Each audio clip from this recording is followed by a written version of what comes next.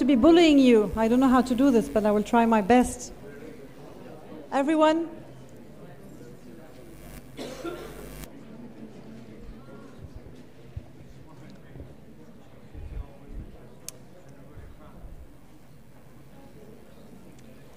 So welcome to the second part of session number 1.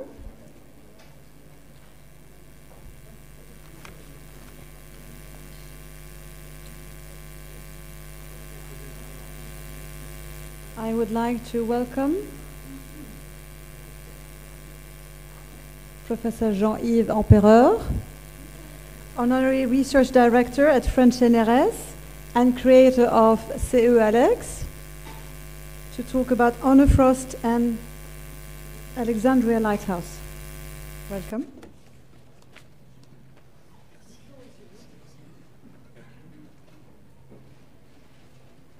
Thank you, Martine. And first of all, thank you for the hospitality here in the Cyprus University and the History and Archaeology Department. Thank you also, of course, to the Honor Frost Foundation for organizing this very nice and important event. And I shall pay my tribute to the memory of Honor Frost by presenting only how she helped us to understand more the site of the lighthouse when we were asked to excavate this underwater site in Alexandria. So, as you have seen during the lecture by Patrice, the famous image of Honor Frost with Kamal Abu El Sadat, this amateur diver who discovered, in fact, the site of the lighthouse.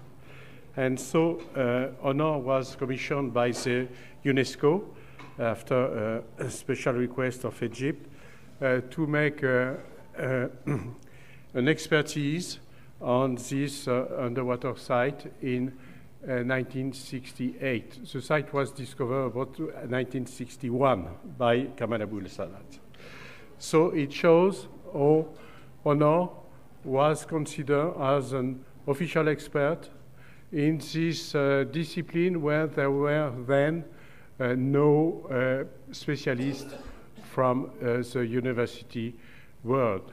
So it was the people like Honor, Throckmorton, all the people we have seen this morning who created this new discipline of the underwater archaeology. And after began the people who got position in university or in research centers. But there was a first, and it's why so the UNESCO commissioned such people to make expertise. So she came in during the fall of 1968, so when the sea was rough, and in fact she dived only few times, but we can see the map, the sketch made by the amateur diver Kamal Abu El Sadat.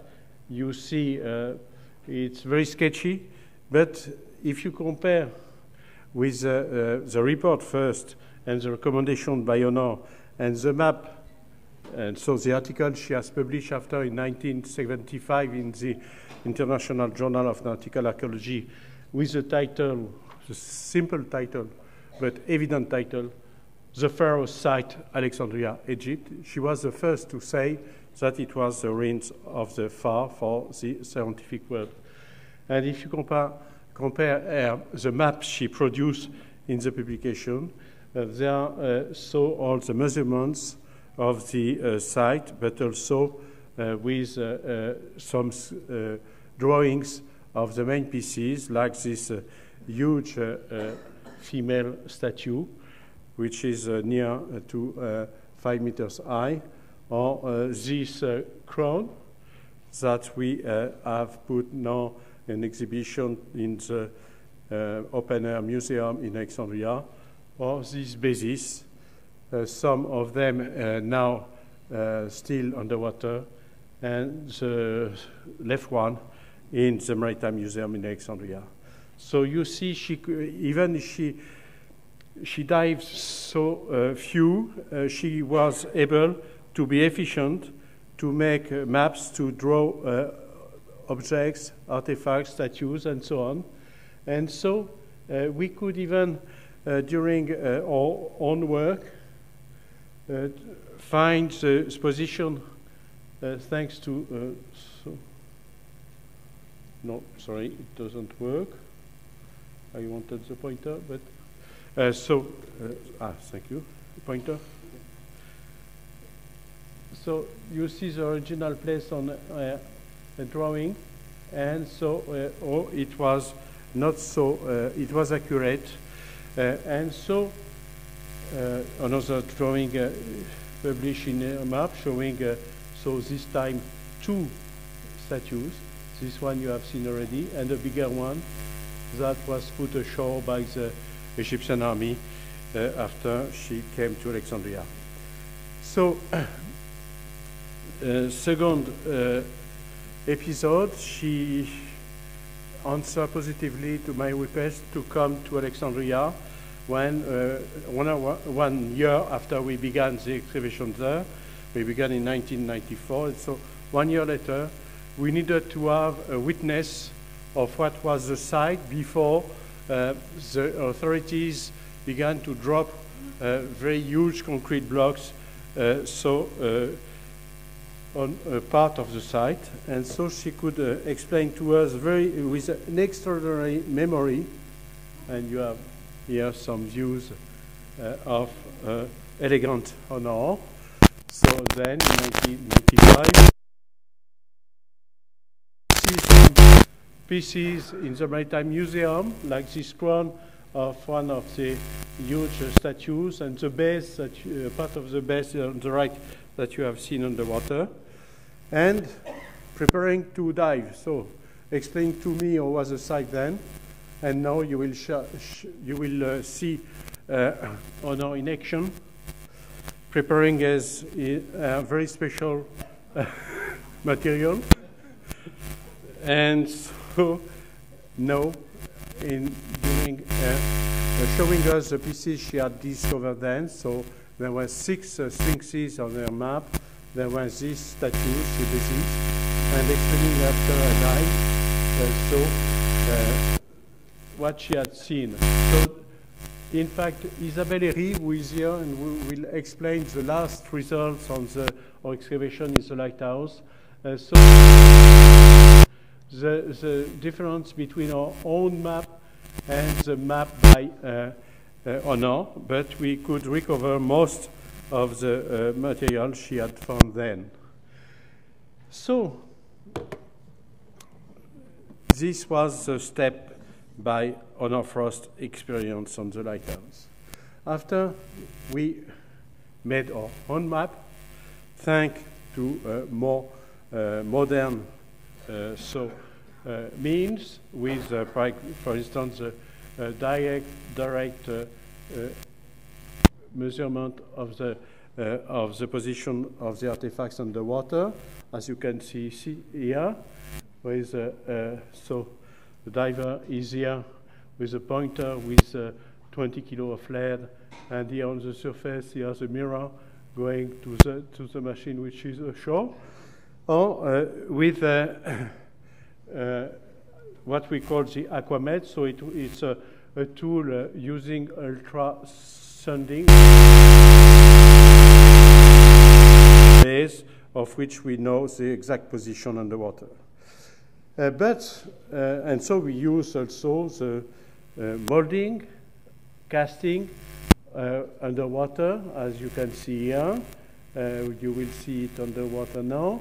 So we have 30 minutes after making the mixing of the 2 elements of this plastic. And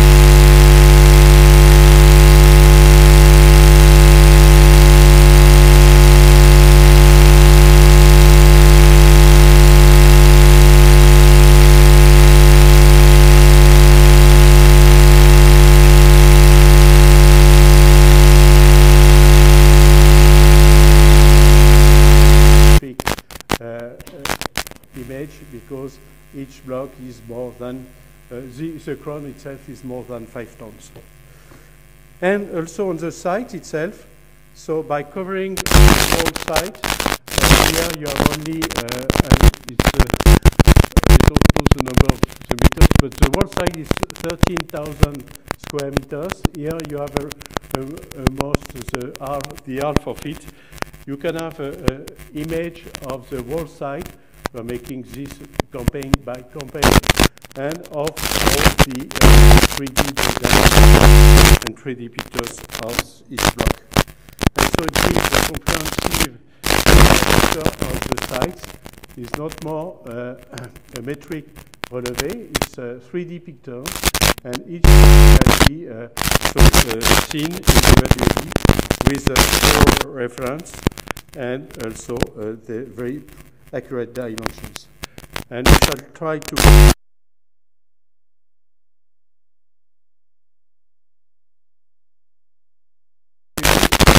3 minutes, 5? It could be perhaps. I shall show you the last achievement of our work, which gave a comprehensive picture of the underwater site, which is. So all this work, the new step was made thanks to the help of the Honor Frost Foundation. So she was at the beginning. She is now in the 3rd phase. And so you will see, thanks to the support of the foundation, the comprehensive picture of the underwater site of the Lighthouse of Alexandria.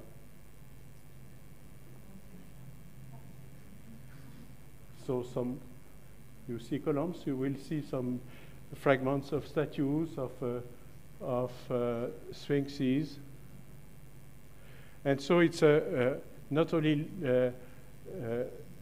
for the play for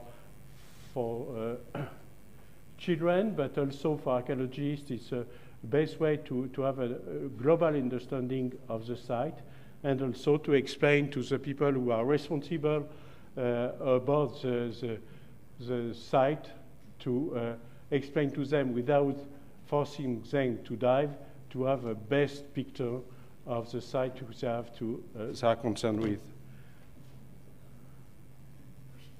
So, and we can extract from this picture any block to have this 3 dimensions drawing, and also to have the exact weight of each piece and so on, and its exact position, the geo-referencement of the site. So we can stop here. I thank you very much for your attention.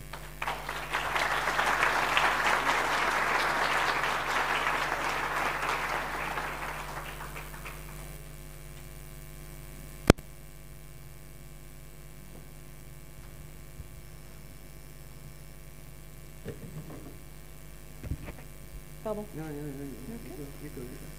Thank you, Jean-Yves, for this wonderful talk, beautiful photographs, and beautiful coverage of everything you've done. And it's so nice to see how Honor is everywhere, how she started and how she passed on, and how she's still here through the foundation, of course. And with this last word, I'd like to welcome Professor David Blackman on new perspectives in harbor research, of course, one of Honor's favorite topics as well.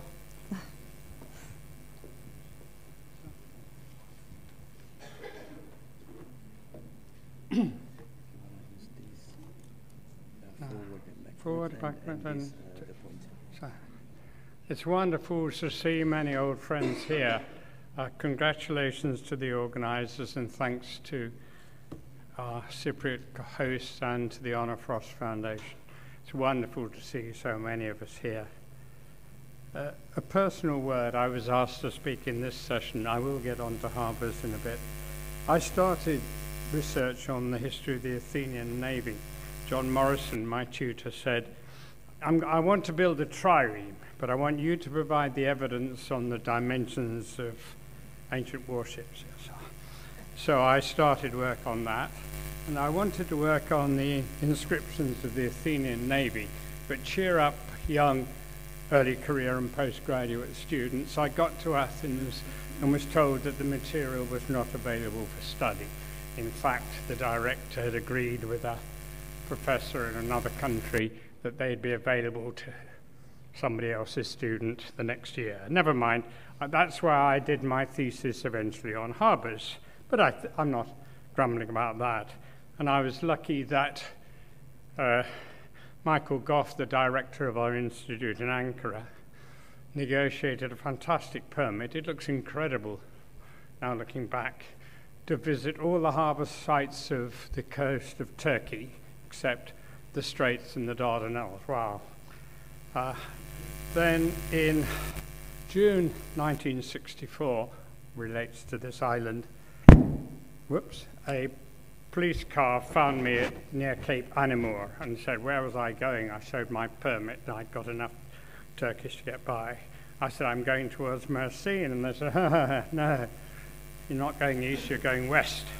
Because what I didn't know was the Turkish army was gathering forces threatening an invasion of this island. But that's so British people lost their permits. I don't grumble. A lot of my field notes were published by Nick Fleming in study of ancient harbours. So I went back to Britain in the autumn of 1964, and I met Honor Frost soon afterwards. We were setting up what became the Committee for Nautical Archaeology, and then later the Nautical Archaeology Society, Joan Duprat-Taylor, Peter Marsden, and I met Honor sometime by the spring of '65. And for my generation of people then early career, she was fantastically interesting. And then personal remark is why I had my first confrontation with Honor was I edited a paper for Joan Duprat-Taylor, which had been sent by Honor. Am I doing this okay? And Joan and Honor relationship, we won't pursue that one. It was let's call it interesting. And Honor was told the difficult guy who covered her text with red ink was me. But we had a meeting and we decided it was much better that I read her texts in draft, and that's when I learned, and I'm glad Sophie felt she could mention it. The dyslexia has been quite a problem for Honor, so we had a happy agreement that I looked at her text in early draft, which has been a wonderful privilege. And sometime I promised I'll go through my archive and sort out contributions for the Frost archive. When she told me about sea levels and geologists, I'm not sure. But let's look at some slides. Yeah. Come on. Then yeah. Why do I have to turn it on? I'll use the computer. There. Okay, interacting. I also met her great friend. I want to mention some of the other figures. Friendship of Gerhard Kapitein and Honor was very important. I went to visit Gerhard. I was coming back from working with Bob York in North Africa, so I took a boat to Trapani and went across to visit Gerhard, who lived in a miserable hut in a beautiful olive grove. But because, look at the high-rise blocks, they revalued his terrain and he lost his pension because he was suddenly potentially rich. Sad story, I won't develop that. But the relationship of Honor and Gerhard is important. We want to see Honor in context and also the people who influenced me. And we suddenly discovered, and this is Lucy, she's probably forgotten, she said at a meeting in London, he's got a wonderful unpublished book, but he doesn't reply to the phone or to letters. So I said, I saw him last month in Sicily. He's blind and he's deaf. So I went and collected his wonderful 200 A4 size prints of all his Sri Lanka work and took them back with me on the plane. And we got a book out of it. But I remember I went to visit him. I said, Gerhard, put on a clean shirt. And I did the same myself. Damn it, when I got there, he'd put a tie on as well. So I'm not sure whether we published that photograph. But this is very important for the development. And of course, there are 6 of us here, I think, who are at the Colston Symposium.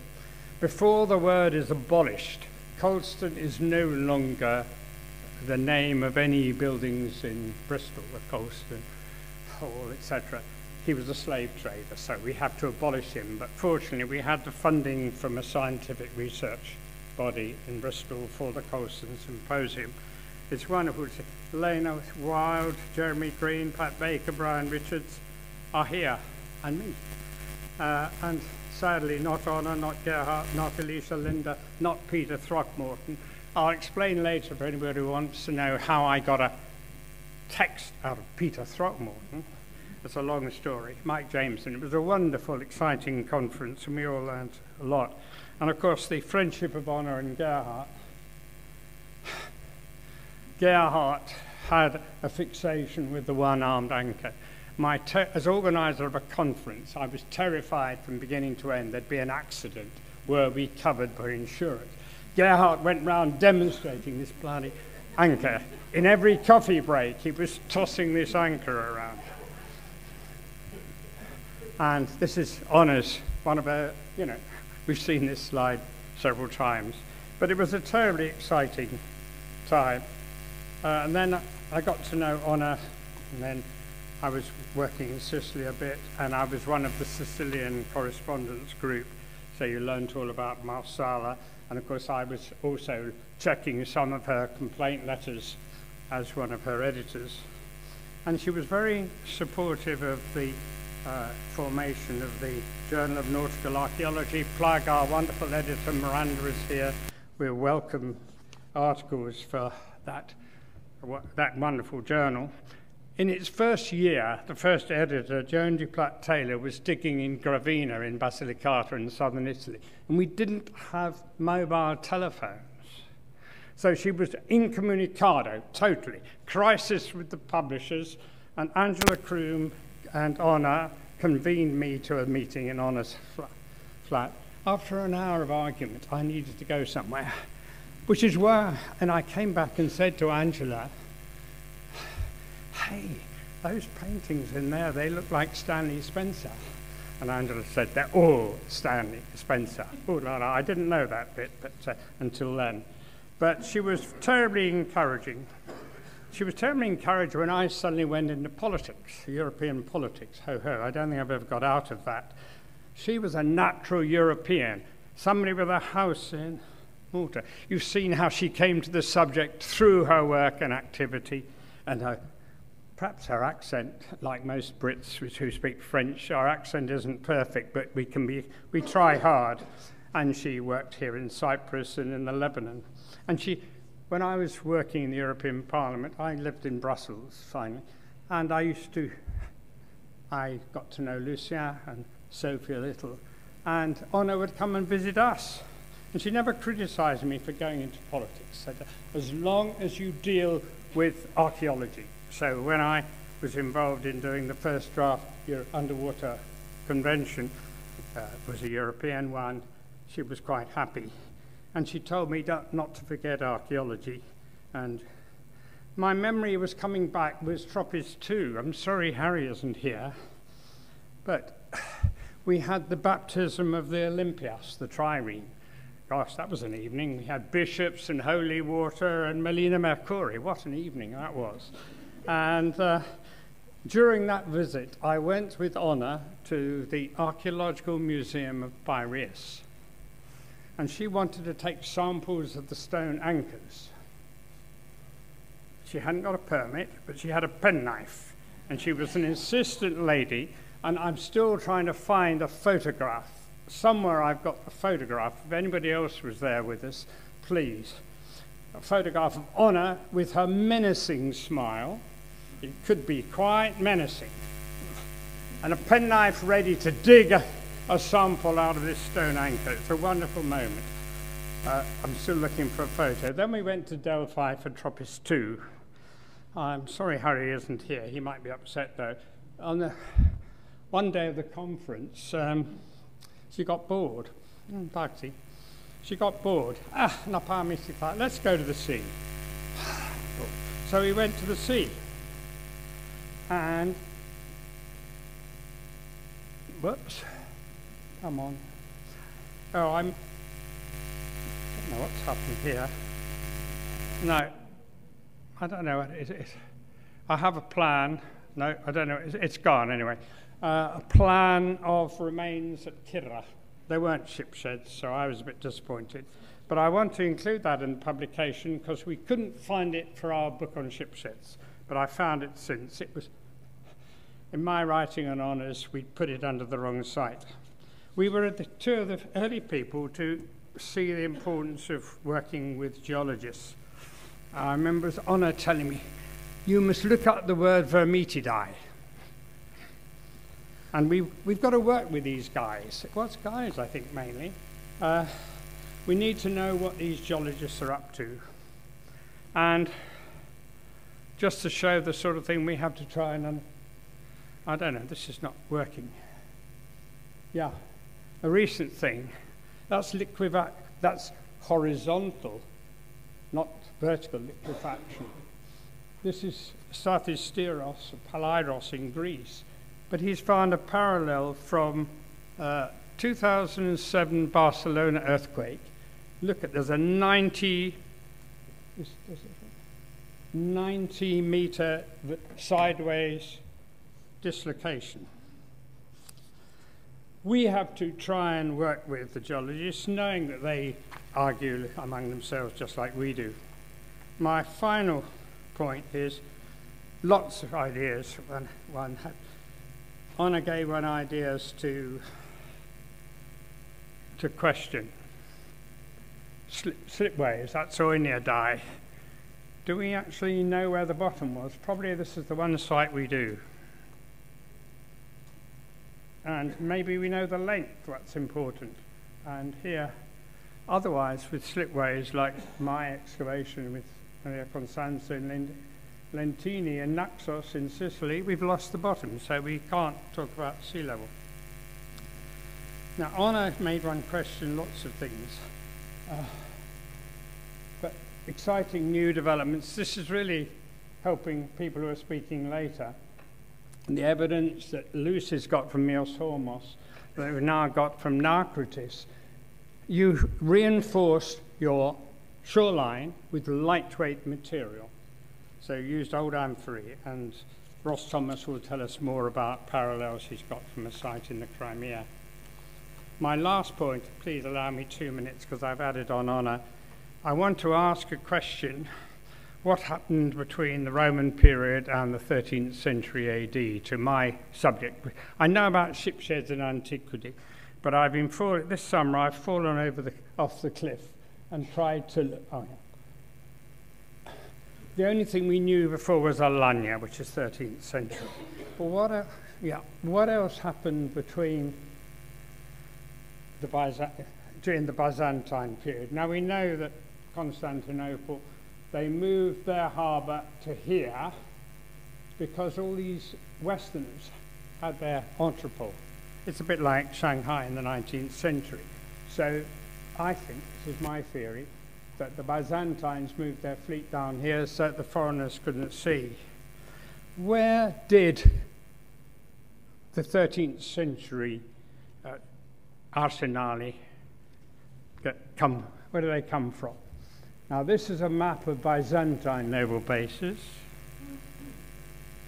This is Arab naval bases. And please, if there's anybody here who's a student of the Levant in post-ancient, pre-13th century, this is what we need to do more about. We have all the pictures which Arabists can follow. There's Egypt, there's the Levant,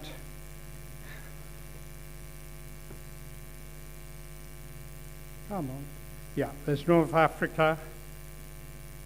These are Arab maps, and here's the West, Africa, Egypt, right down, and here's Spain. This is really a trailer for a paper in about 3 days' time. Now, that's what an ancient bill. It looks as though the Arabs, like Greek philosophy, like Greek medicine, may have been transmitters of the Greco-Roman tradition here. Look, this is Yaripakan on Piraeus. They're not all as fancy as this. And this is what, no, he haven't arrived. This is what the Portus Project thinks may have been Roman ship sheds.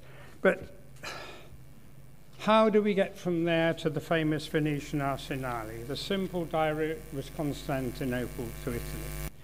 Another alternative, and this Sarah Aronson is very good, and I'm very sorry she's not here, saying the engineers of Aleppo were sent to build the dockyard at Alanya. In this eastern Mediterranean coast was a lot of exchange, and it was after all the Arabs who took over the bases. Very quickly, the last slides. They took over the bases along the coast of Egypt, Syria, North Africa, and then the Caliph told his brother, who was governor of Egypt, to send 1,000 Coptic shipwrights from Egypt to Tunis when they took over. And the debate, and I'm not an Arabist, but there is the word Darsena, and we all glibly say Darsena, Darsenal, Arsenal, etc. And I've read 1,000 pages by the same French scholar who works on this. I think I've done my homework, Christophe Picard. But all he can say at the end is, well, the term means à la fois chantier de construction et admirauté. It was the Admiralty, the naval place, and the shipbuilding place. Yeah, this is like dockyard. It can mean so many different things. What I hope is those dealing with that medieval period can fill this gap, because we may have an indication at the end. This is the Christian dockyard at Seville after 1252, and that's a view over the roofs. This is an artistic impression of the last Islamic period. Artistic imagination puts an Islamic dockyard in Seville, one of the major Islamic bases. And I think one has got to look here. We've got, I shouldn't be starting a new subject at my age, but never mind. These are the Arab naval bases. Somewhere there are dockyards. And all the chroniclers talk about the Darsena. Where is the archaeological evidence? It must exist somewhere. Thank you.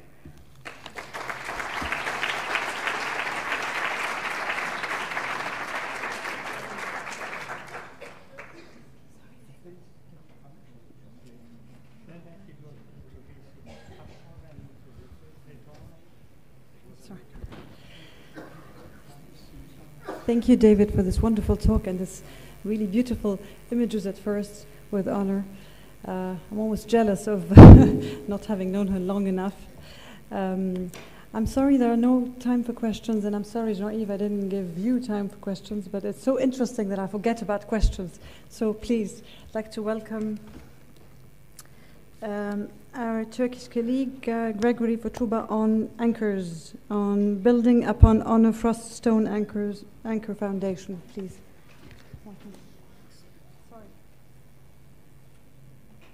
Okay, thank you very much. Hello, everyone. So stone anchors in 15 minutes. I'm gonna give it my best shot, but it does mean I'm gonna have to read rather quickly. I apologize, but while Honor Frost's work was influential through her pioneering investigations into harbors and ships, her greatest efforts were arguably with anchors, and particularly stone anchors. Recognizing the great developments in digital means, I have undertaken to synthesize the entire ancient history of the tool. However, this conference has given me impetus to focus on Frost's work and stone anchors particularly. Honor Frost had often written of the need for a corpus using database software. I have undertaken to produce such a corpus of published material. There's also a slight delay. I apologize on that. Thus far, I have registered over 2,000 anchor items from 725 contexts, of which 536 are stone anchors. All published visual and textual details are recorded, and each object is measured comprehensively and systematically from the drawing according to a standardized system. I have also taken the liberty, thanks to the support of various institutions of the University of Oxford, as well as an Honor Frost Foundation grant, to have reconstructed many of the designs within what we call the World Anchors Reconstruction and Experimentation Project, shortened as WARP. Osman Erkurt, the second author here of the 360-degree research group, is my collaborator in this project, which is accomplished in his workshop in Urla, Izmir. The anchors are produced at full scale from archaeological originals, and the project includes an experimental portion where they are pulled underwater upon sand and seagrass seafloors with a winch situated on shore fixed with a dynamometer. These are the resistance graphs produced from WARP's various one-hole anchors. I will be periodically discussing the results. I also add that we have established an exhibit of the WARP anchors in Urla for anyone interested to observe the development of the technology over the millennium in 3 dimensions. To commence, in celebration of Honor Frost, she is indeed the mother of anchorology, but joined by numerous others, Steiglitz, Basch, McCaslin, Nibby, Waxman, Capitan, Oniz, Raban, and Gali among them, but it was Honor Frost to first synthesize that these heavy pierced stones found terrestrially and on the seafloor were originally prehistoric stone anchors. Later discoveries have largely demonstrated the accuracy of her attribution, despite their illogical design from a modern perspective. Several stone anchors of Old Kingdom date remain to be found recently in the position they anchored their ship within a Red Sea harbor protected by a breakwater. Frost's attribution of these 5th Dynasty murals as illustrating pierced stone anchors in position for use from the bow has received the support of maritime historians. Regarding wrecks themselves, large groups of stone anchors have been found amongst Bronze Age shipwreck assemblages, illustrating their function as ballast in addition to anchors. 13 in the Neve Yam, 22 at Uluburun, 18 at the Hishuli Carmel wreck. As our warp experimentation has demonstrated, seagoing ships using the single-hole stone anchors would have required such large complements. Our measurements pulling large worked limestone reconstructions shows that one-hole stone anchors produce about 50% resistance in relation to their weight. That is, a 100 kilogram anchor produces about 50 kilograms of resistance on the seafloor. The specific reconstructions tested are 2 from the Neve Yam assemblage, which we also pulled in tandem. Therefore, the 3,300 kilograms of Uluburun's 22 anchors would produce some 1,600 kilograms of resistance if they were all cast. For a rough comparison, consulting tables of necessary holding power for ships under gale-force storm winds, the amount of resistance necessary for a 15 or so meter ship is some 1,600 kilograms. Therefore, the anchor quantity of the Uluburun approximates what a ship might have needed to sail with confidence. The precise amount of stone that would have been cast would have depended on the wind and current conditions. Ultimately, we should understand an arduous and dangerous method that would have made seafaring in the prehistoric world extremely difficult. Returning to the archaeological testimony, here we have a sailor deploying a stone anchor on a 7th century BC Cypriot jug.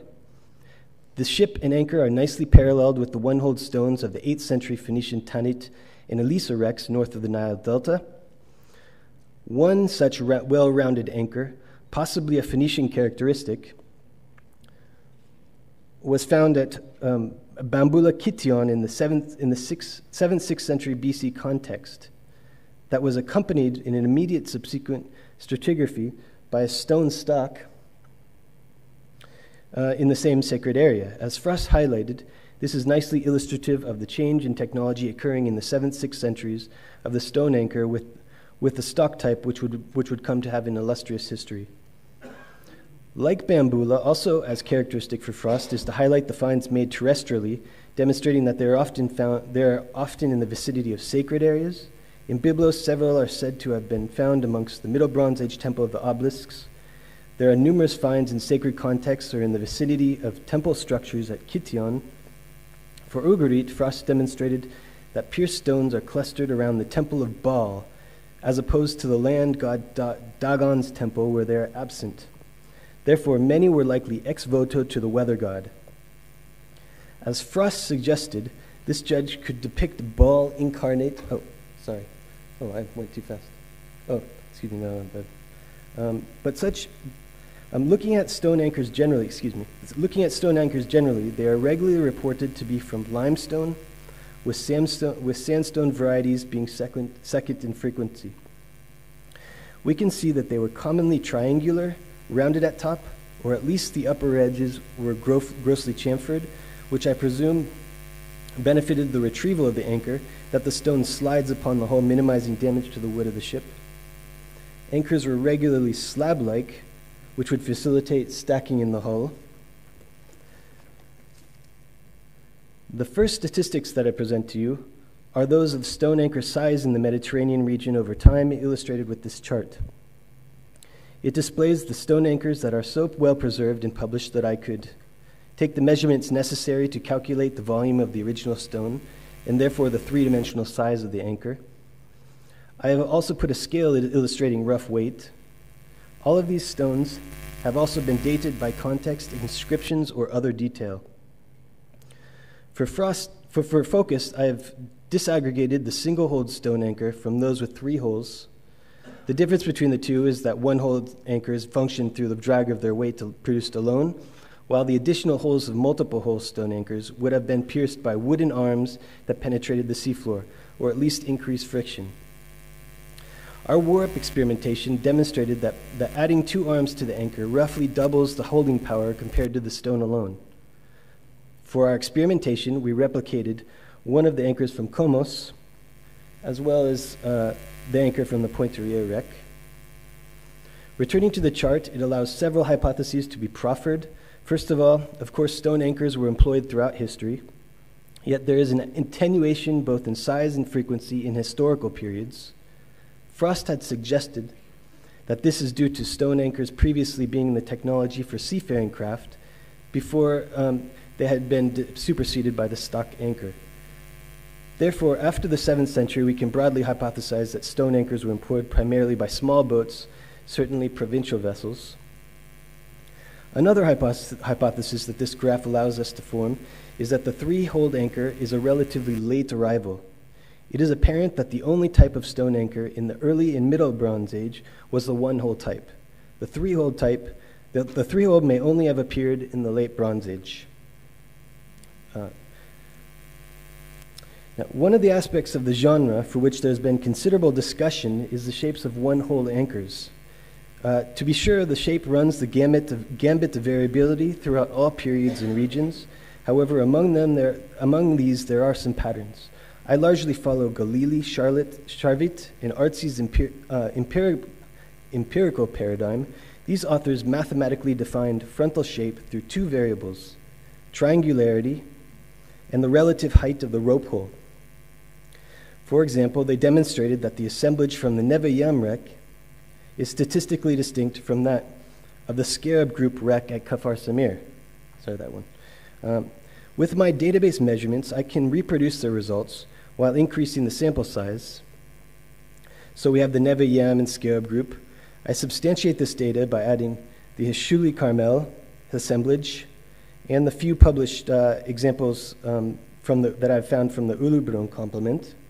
Overall, the assemblages do tend to cluster to various extremes. There is also some patterning when we advance the paradigm to look at shapes of anchors found terrestrially at different settlements. While it is evident that the bulk of the most triangular forms derive from Byblos, the whole spectrum is actually represented there.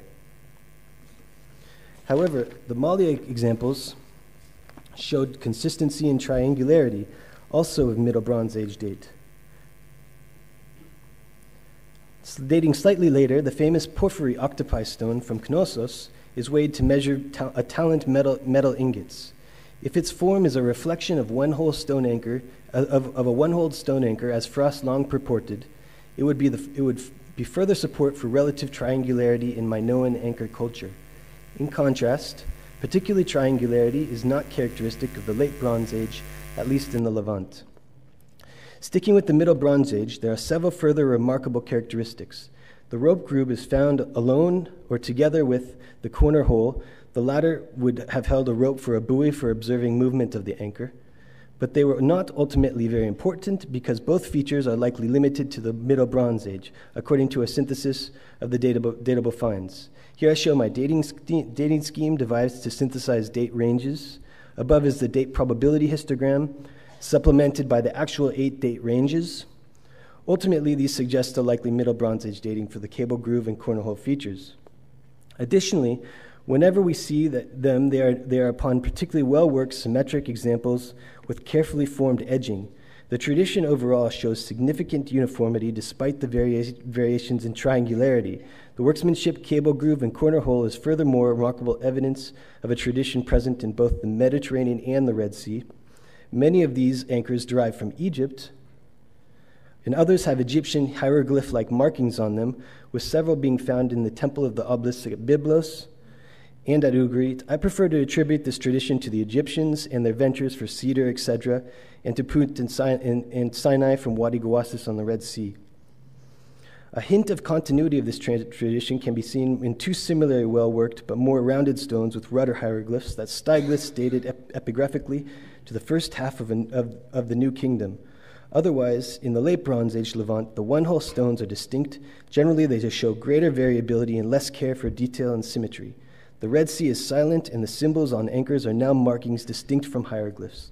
Ultimately, the impression given for the Late Bronze Age is that the New Kingdom Egyptians were leaving the Maritime to the Canaanites, Cypriots, and Phoenicians, who were less discerning about form. I now move on from 1-hole to 3-hole anchors, which, as I demonstrated, likely do not appear earlier than the Late Bronze Age. Again, applying Galli et al.'s shape calculation ratios, some patterns can be observed. The Byzantine medieval anchors from Caesarea and Ashkelon in Israel are relatively trapezoidal, where the historical dating anchors in France are uniquely triangular. The prehistoric anchors from Kition, Halle Sultan Tekke, Ugarit, and Komos are all relatively trapezoidal. Finally, I address the possibility that the 3-hole anchor has a particular connection with Cyprus. I present this map displaying both 1-hole and 3-hole anchor Late Bronze Age find locations. First, for the most part, 3-hole stone anchors make up the bulk of the westernmost material, while 1-hole anchors do so along the Levantine coast. This is also reflected when examining Cyprus. Only the 3-hole variety is found circumferencing the island, whereas the 1-hole is identified for the Late Bronze Age at a few sites in the areas of Kition and Halle Sultan Tekke in Maroni. Now looking at the total of Late Bronze Age 3-hole anchors, we can see that nearly 3 times their number has been found around Cyprus than the mainland Levant. I suggest, therefore, that the 3-hole anchor may have been a common one for the Late Bronze Age Cypriots, perhaps even an indigenous development. In support of this proposal, the Strauss published petrographic analysis of the foreign stone from Komos, suggesting that Cyprus was its possible provenience, whereas the Levant could be excluded. Similarly, the only anchor known from New Kingdom Egyptian context was plausibly connected to Cyprus by Lucien Bache due to shape parallels with finds in Kition. Bache has also highlighted that several of these often bear Cyprio-Minoan markings. Frost also connected them to Kition specifically, and Macaslin and Roban proposed something similar. Ultimately, it seems that the primary Late Bronze Age anchoring traditions were distinct from Cyprus and the mainland Levant, with that of the Levantine tradition long having been and continued to be the 1-hole anchor, while the Cypriot tradition was based on the 3-hole variety. If this is correct, the distribution would further suggest that the mainland Levantines with their 1-hole anchors were primarily interested in southeastern Cyprus, incidentally the most accessible ports with connections to the island's copper and other resources. While the 3-hole tradition seems to go out of favor at the end of the Late Bronze Age, the 1-hole tradition continues into the Iron Age Phoenician culture as demonstrated by the Tanit and Elisa Rex, Cypriot jug, and Bambula find. None of these ideas are terribly novel. They have all been developed to some extent previously by various authors who developed them theoretically. Our objective here today is merely to demonstrate that the material can be analyzed empirically through reconstruction, experimentation, database query, and statistics, and geographically through GIS software. In doing so, we hope we are doing justice to the exceptional work of Honor Frost and her colleagues. Thank you for your attention.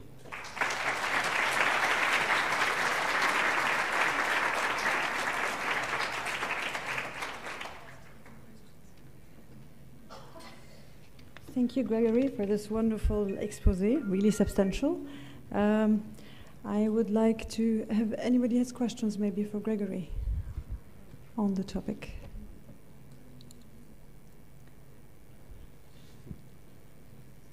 Lucy?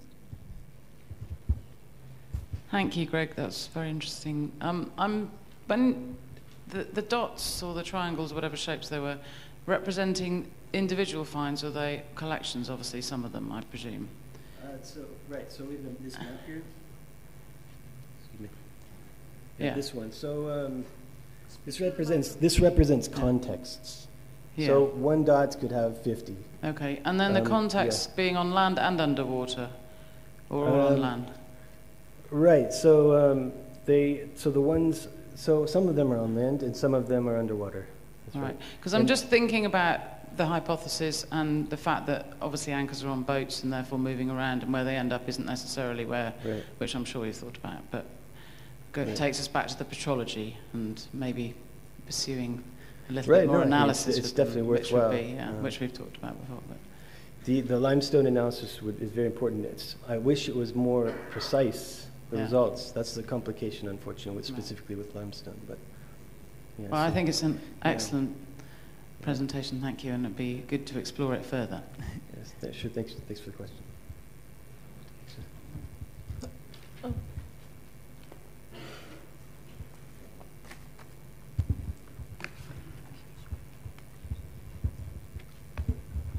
Thank you for this nice presentation. I would just like to comment that at the beginning it was suggested that these triangular anchors that were found in the obelisk temple and in Byblos were Byblos type, and the ones found in Marsagawasis were Egyptian types. Now, after finding about 30 or 40 such anchors on the sea bottom of Israel, we think that all these anchors, including the ones found recently in the excavations in Egypt, are one type, and it's called Byblos type. We call them Byblos type anchors. Probably the origin is maybe from Egypt, either from Egypt, but the fact that they have this cavity or this hole in the bottom doesn't make them Egyptian, because we found the triangular shapes also with this L-shaped groove. So that means that more or less all these anchors that were found on the sea bottom in Israel, in Byblos, and in Egypt are one type of one entity, and we termed them the Byblos type anchor. Right. Thank you very much. Yes, and I agree that in my opinion, they are one type despite the variation in triangularity. But the complication is to call them Byblos, but as you said, from Egyptian origin. So I prefer not to call them Biblian. I prefer to call them type A. If rather than I personally prefer rather than to give it the because traditionally it's given the name of the first location where it's found, but that doesn't necessarily mean that there shouldn't. It gives the false understanding about the nature and the tradition involved. I think I try to avoid such terms for that reason. But I agree with you that I think that all of these, despite the triangularity, are one tradition. They seem that way to me in the round this. Thanks very much. I hope that. I'm sorry, we have to cut it short for questions, or I don't know. Sorry, maybe a quick question. It's just a very short comment. The Neve anchors, as you call them, are really very close to a Middle Bronze site called Tel Nami. And so obviously Tel Nami also had contacts with Egypt, because we did find Egyptian context, so that maybe it does bear on something. I think that the Egyptians were sailing past Nami for maybe directly to Nami, but a major incentive was the cedar and with the temple of the, but they were certainly doing business with Nami and things, I believe. Thank you. Are we fine? It's okay. I'd like to welcome Lucy for now.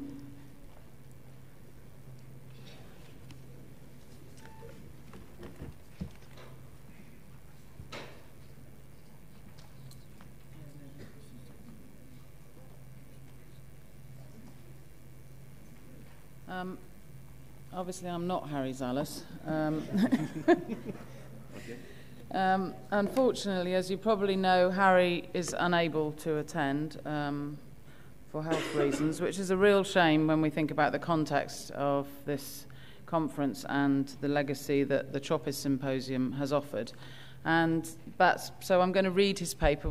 This is an exception rather than a rule, as some of you will know, but I think because of Harry's history with developing a series of conferences in this region, it was only right and proper that his voice was represented. So, see me, see Harry. I'm going to... Sorry? Oh, hi, Harry. I hope he's watching me live streaming. That's a good point. The next thing I want to do is fail with the technology, so I think I might use the... Okay, here we go. So I'm going to start with the quote that Harry puts at the very beginning, which I think is a good reflection on our context, from Honor, of course. As with trade fairs, the success of a symposia is measured by the volume of goods or information exchanged. I think we've got volume, and hopefully we've got quantity as well of fine facts. Many much to come. So, Troppis 1, Piraeus, 1985. No, that's not doing it. Okay, I'm going to fail with the technology as well. It's just moving it around the screen. There we go. Right. On the morning of June 22nd, 1985, the Kyrenia II, the full-scale replica of the ancient ship of Kyrenia, was launched at Manolis Passoros Yard in Parama, near Piraeus, in the presence of Melina Mercouri, the Greek Minister of Culture. Many European ministers and officials attended the ceremony. This event was set within the framework of the Athens First Cultural Capital of Europe.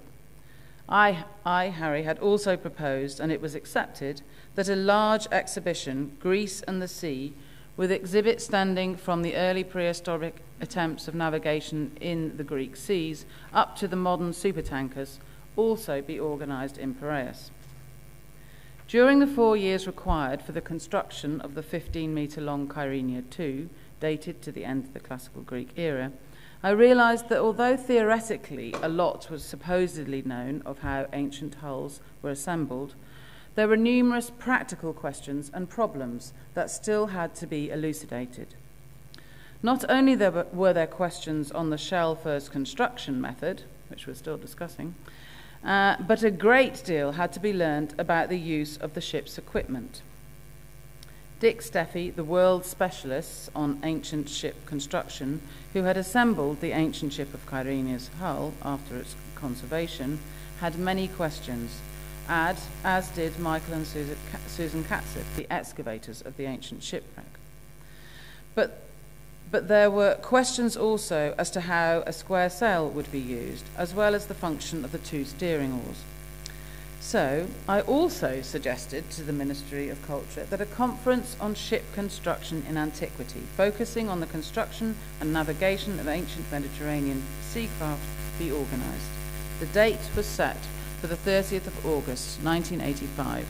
That is the birth date of the Troppis Symposia.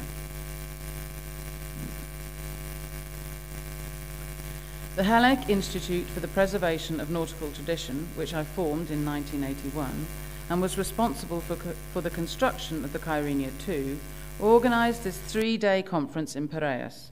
Leading scholars in the field of nautical and underwater archaeology were invited.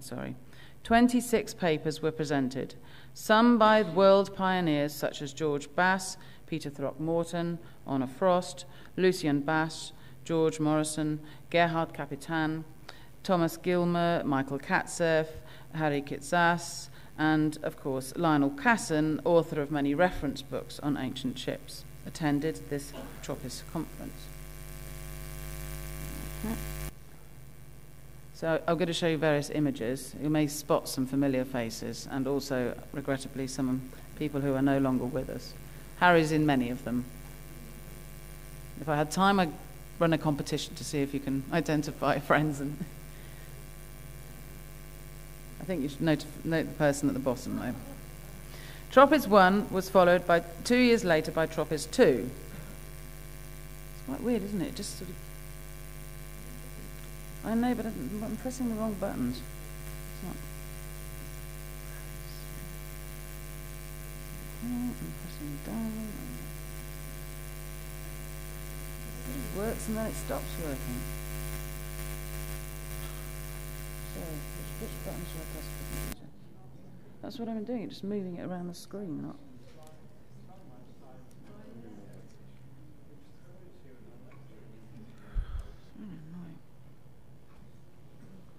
Okay, I'll use that, yeah.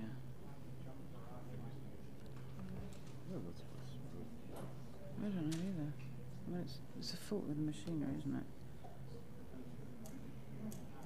I'm known as a technophobe, but this time it's not me, okay? It's not me. Because it's not him either.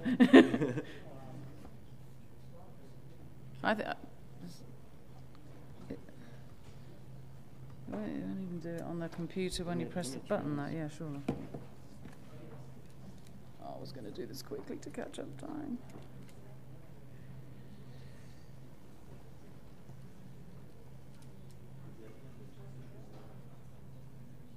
Choose this one. Yes, thanks.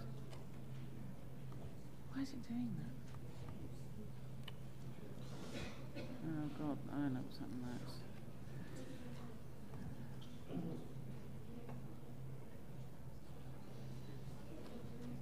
No, that's one way towards the end. Next one? No. We whack loads. Number 5.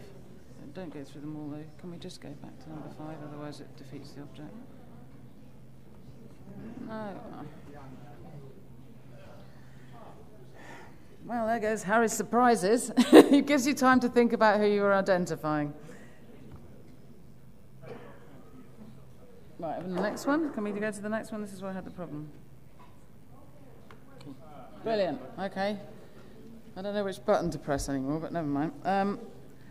Okay, so basically we have a lovely image of Honor here, and there is a series of slides which I hope will be sequential for each of the Tropis numbers. Each time there were 10 in total, and the places that they were held and the year that were held are at the top of the slide, so I don't really need to read it out.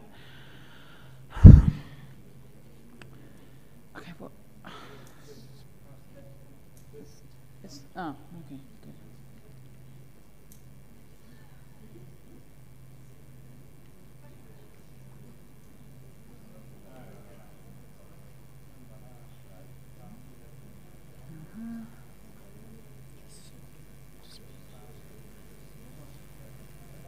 There's Lucian. Oh, look, there's a familiar face. Don't look at that. A year older, David.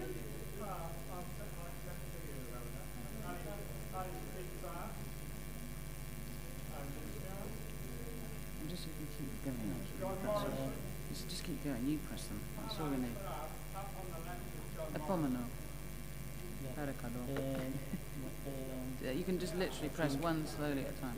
No, we cannot do it. It's stuck. We have to change the laptop. Ah, okay. Right, okay. Maybe it's the presentation. I don't know. So this also happens quite frequently when I get near electrical equipment. It breaks down entirely, and that's what's happened now. So I will carry on reading his paper, and then, because the images are just to show you pictures of on the different conferences, and hopefully, thank you, Konstantinos, we will have the laptop back at the end. So the topic of nautical experimental archaeology of the Mediterranean, a novelty at the time, was dealt with at length and on many occasions at the Tropis encounters, and numerous papers were presented at the 3 first conferences conducted in Greece. Papers including those discussing Kyrenia II, the Paparella, and the Athenian Trireme Olympias. Patrice Pommet, who has successfully excavated and built excellent full-scale replicas of the two ships of Place Jules Verne at Marseille, as well as our late friend Jaak Kahonov, the builder of the Maga Michael full-scale replica, were assiduous participants at the TROPIS meetings. Honor Frost, a leading pioneer in underwater archaeology, contributed to all the TROPIS symposia and was a loyal member of the organizing committee. It is known that Honor specialized, as we have just heard, in ancient stone anchors and in the dedication of a book of the Ministry of Culture offered by Melina Mercouri to Honor. She is addressed as Honor Frost, the anchor's goddess. I met Miss Frost years before. She was introduced by a good dear friend, Peter Throckmorton. Peter had a small motor sailor, the Stormy Seas, well equipped for diving surveys, based at the yacht marina in Zaya, Piraeus, where I had my office. It was Peter who first told me of Honor's early underwater research. In the 1960s, on the submerged site of the Pharos Alexandria with Kamal Abu Sadat, and later with Jean-Yves Empereur. Many years later, in 1999, at the age of 82, Honor dived again in Alexandria on the Greek mission site of Ibrahima, where some 50 stone anchors were lying entangled in the cavities of a reef. At my invitation, she taught for days our young archaeologist divers how to draw stone anchors on the sea floor. Bless you. For more than 2 decades, the TROPIS Symposia were a meeting point for scholars specializing in the history and archaeology of ancient Mediterranean ships. Among the hundreds of contributors, I will only mention in alphabetical order a few, and the ones whose names I can pronounce. Peter Calligas, Lionel Casson, John Coates, Thomas Gilmer, Alan Gilmer, Thomas Jacobson, Jaak Kahonov, Gerhard Kapitan, Michael Katzev, Alicia Linder, John Morrison, John Phillipson, Abner Rabban, Richard Steffi, Peter Throckmorton, and, of course, Honor Frost. But the TROPIS conferences were always open to the younger generation, and some of the students attending them are now leading scholars in the field. Many are present in this auditorium to celebrate with the older generations the centennial of Miss Honor Frost's birth. It is difficult to express in words my feelings of deep regret being deprived by a medical technicality of the pleasure of being with you at this important reunion takes place in Cyprus, the island of the ship of Kyrenia and the island where I have so many friends. A total of 540 papers have been presented at the 10 TROPIS conferences, adding invaluable information to our appreciation of ship construction and nautical archaeology. It is much regretted that our last encounter of 2008 coincided with the beginning of the severe financial crisis in Greece that Greece has since been facing. So the TROPIS Symposia had to be discontinued due to a lack of state and municipal funds. But Harry is optimistic there are clear signs that the crisis is becoming over, and is expected that in a few months there will be it'll only be a negative remembrance. I hope he's right. In concluding, I would like to warmly congratulate the trustees of the Honor Frost Foundation, chaired by Miss Alison Katie, for their initiative, and me and my colleague Stella, for the tremendous efforts produced to make a dream come true by reuniting for this conference so many scholars, friends of Honor, who had diligently participated at our TROPIS encounters. Thank you on behalf of Harry. Now,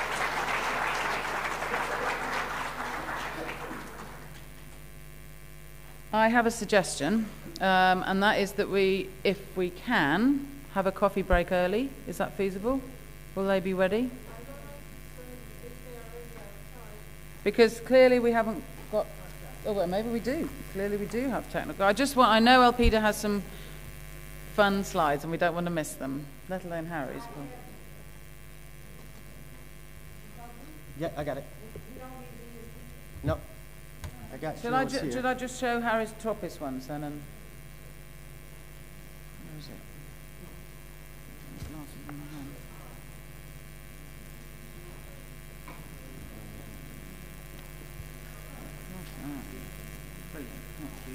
That's right. I think we were on about Tropis. Just going like that, and towards 12. Yeah, what was that? Is that right? You want to start from Okay. here? Yeah, no, let's just, I'll just quickly go through them and then we'll be done. So we've seen this one of Honor, and we've seen that one. So now we're at Tropis 4. In Athens, I think this is where I arrived on the scene. Ah, yes, Sarah. Of Cassin, Cassin's wife, next to Sarah Arnson, bottom left and right. Wow. Actually, I remember her, yeah. There's Harry, and that bearded gentleman again. What was his name? Oh, sorry, Harry Kritzas, as opposed to Harry Zallis, yeah. And Harry at the bottom. I think there's some people winning at the front here, recognising their names. Ah, now, hang on. Okay, man in the middle, on right-hand side. I feel like I'm in a class. And Marango, exactly. In fact, she's here. I saw her earlier. Wave. And then our dear friend Lucian.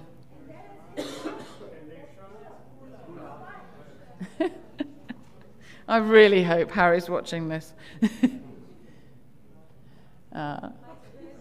Patrice. Zeraza and Michael Ved. Yeah. I think I'm catching up. You better hurry up now. Right, now you've got a lot of people on a bridge. This was the Ayia Napa one, the only time... Oh, sorry, we're in Lamia. I jumped ahead. Lamia. How could I not forget that one? There's Alicia looking serious as ever.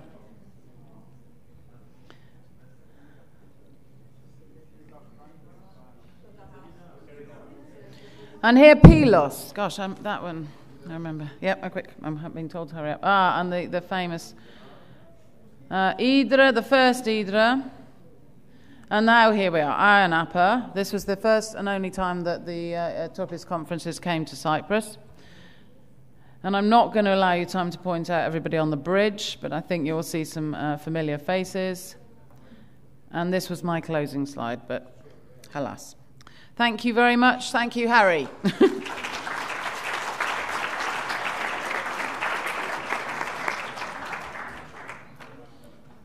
So we'll carry on with the original program, and Elpida. The floor is yours. I give the floor to Elpida Hadjiataki, former director of Underwater Antiquities, 3 decades of adventure with On Frost.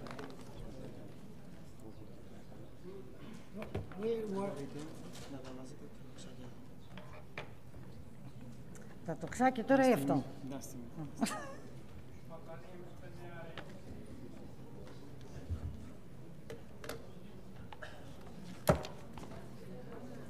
Χρησιμοποιήστε εδώ τα τοξάκια.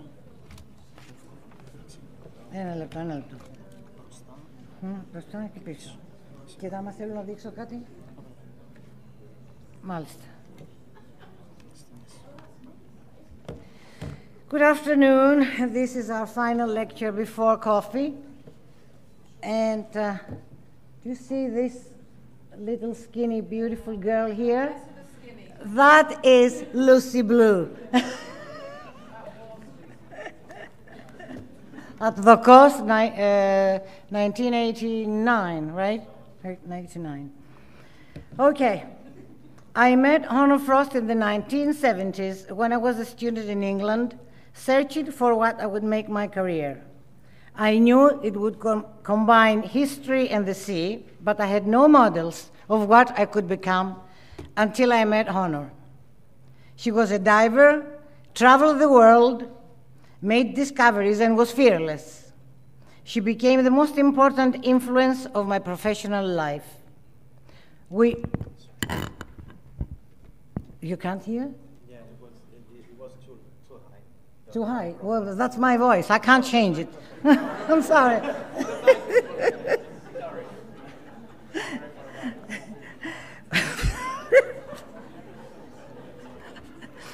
we, we often travel together, visiting archaeological sites, diving or attending conferences together in England, France, Bulgaria, Cyprus, Greece, North Africa, and I don't remember where else. I not only gained knowledge of diving archaeology from her, but I learned to share her lifelong passion for ships and harbors. Here are the three main lessons I learned from her. Number one, help the younger generation. Number two, be fearless and passionate. Number three, do serious and lasting work. To illustrate some of these points, I will begin with the story I spent one day in 1984 with Honor. By this time, we were meeting regularly. I would stop to see her in London on my way to America, where I was doing my PhD, and she would come either in the spring or in the summers every year to see me in Hanyang. So, in 1984, when she came to see me, we decided to visit Falasarna together. I forgot which is this. Okay. This is Falasarna in West Crete. While I was settling for a topic for my dissertation, I had read her articles on Tyre, Sidon, Arward, and Byblos, and after several brief trips to Falasarna on West Crete, I suspected I saw some Phoenician element on the uplifted and silted port. Although most archaeologists at the time doubted there was a harbor there at all. That's for you, David. It was you were among them. It was a very long day. Shut up. We started by visiting Grambusa, an island about 8 miles off the coast. The motor broke of the small boat we were using, and we had to row back. And we rowed, and we rowed, and we rowed, and after 4 hours, we got back to Falasarna, that the harbor was in the location where I thought it was. It was marked at that time by nothing else but hills covered with bushes. And this is 1984 photograph. That's what Honor and I saw for the first time. When we got back to the village, a few of the locals had gathered around. They told us they hated archaeologists. They said that if we ever came back, they would shoot us. And they had their guns on top of the tables. If anything, Honor found this amusing, and she proposed to have coffee with them. Death threats were not something to deter one of the world's first female divers and first female diving archaeologists. So this was the starting point of the work I have been doing at Falasarna ever since. There were many important lessons in that day. One was to refuse to be governed by fear of operating in a hostile environment. Another was that archaeological work does not happen in isolation. It deeply affects people in the surrounding community, and unless one becomes part of that community, the work may not be possible. A third lesson was that it is one thing to suspect, say, I found a Phoenician harbor with a Greek port with Phoenician influence, and it is quite something else to prove it. This effort took many years. I have continued to work at Falasarna for 3 decades. The evidence is now overwhelming. In the 80s, we found some of the 7 fortification towers of the harbor that surrounded the harbor. Here's this, the square one, we uncovered it last month. So that's our new tower.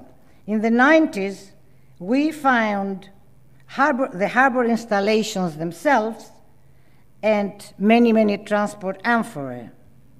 And this is one part of the quay, a sort of semicircular quay with bollards in situ.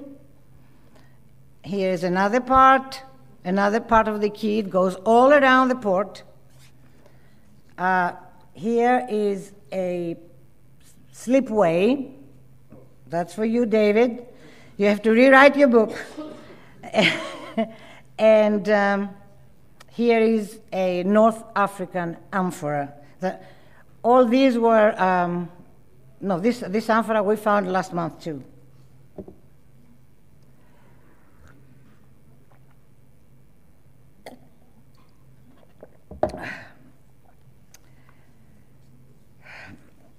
And so, just a few years ago, we even found the stone installations on which were attached the chain that made this as a closed harbor or a cothon. It's a bit difficult to see this. The chain would go through here. I have some sort of representation. I don't know if it's easy to understand. It's not very easy to understand, but that's where the chain went through.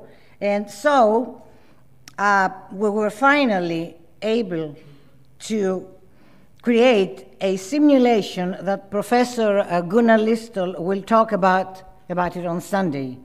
So this is a restoration of the harbor. That's the chain.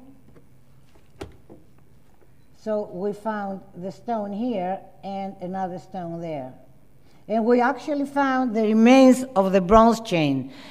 When we first uncovered it, it wasn't obvious, but after a while, after it rained, we could see the green mark going all around. And here's another part of the harbor. So all along as these discoveries were slowly progressing, Hono's reaction was one of simultaneous intense skepticism and intense support. We fought all the time. She challenged me to prove my suspicion that Phalasarna was a cothon, but she also encouraged me in the strongest terms to keep it up and never give it up. Her extraordinary personal knowledge of archaeological sites and monuments was of great value.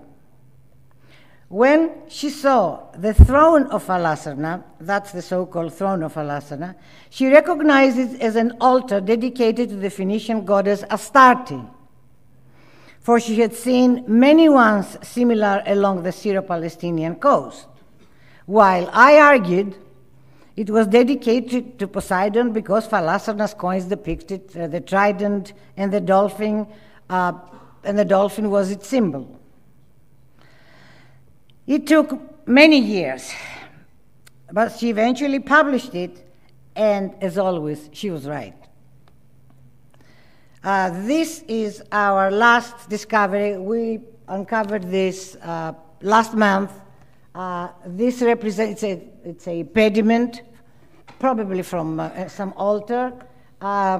Here is a dolphin, which was the sign of Phalasarna, and this is a Triton, the devil, god Triton, who was half a man and half a fish. And I would appreciate if any of you knows anything about this bad god, I would appreciate any information, because there isn't very much, except what's on Limk and here and there. So let's move on. During the 1990s, as the director of the Department of Maritime Antiquities, I started excavating the largest classical shipwreck off the coast of Alonissos that contained some 4,000 amphoras.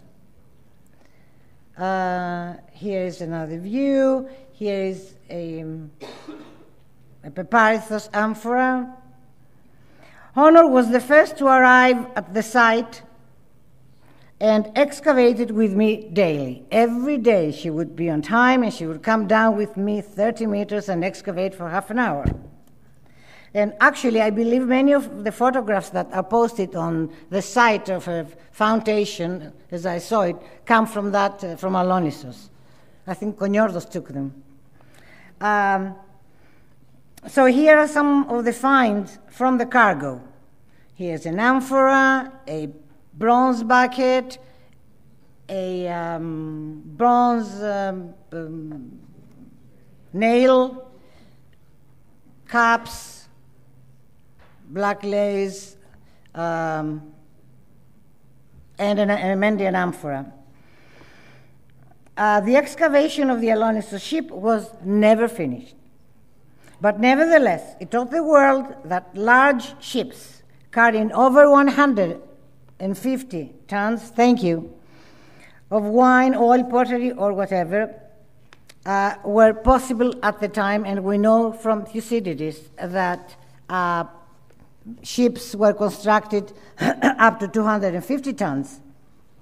Alonissos shipwreck was not, Alonissos ship was not a military vessel, but it leaves no doubt that ships of this size were possible.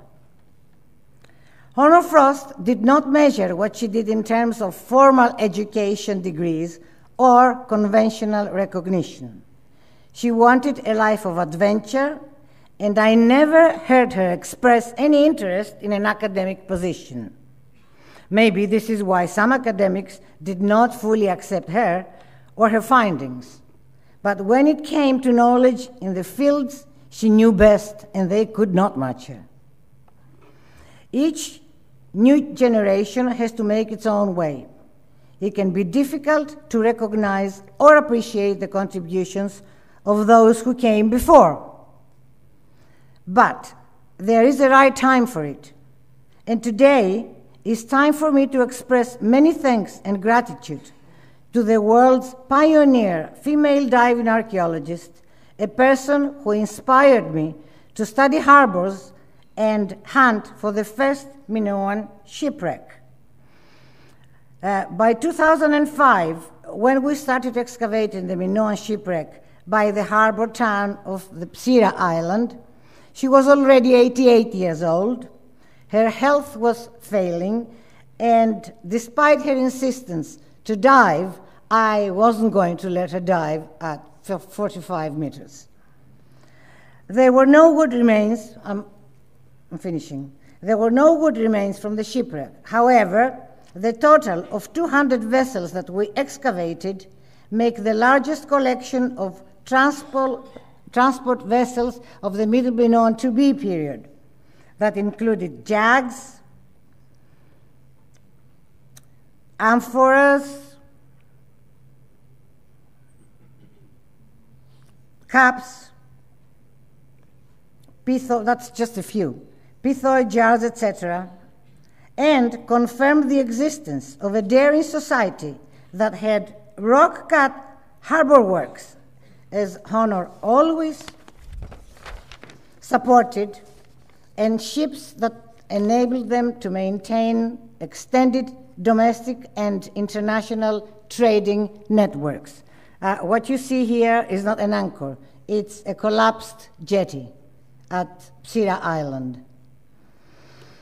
So 5 years later, after 2005, my mentor and my friend, Honor Frost, died. But she will live in my heart forever. Thank you very much.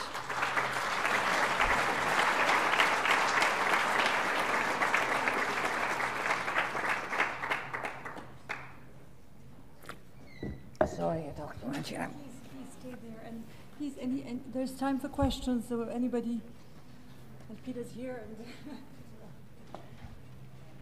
What question?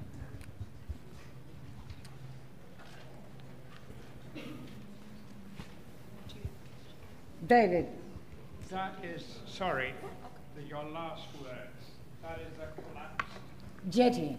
Quay, where they would tie ships. Yeah, but what is the material? Stone.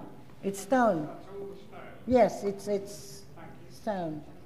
You couldn't see it. I mean, there was stones on top of stones, and I saw the hole, and I thought maybe it's an anchor. But yes, but after we cleared it, that's about 9 meters underwater.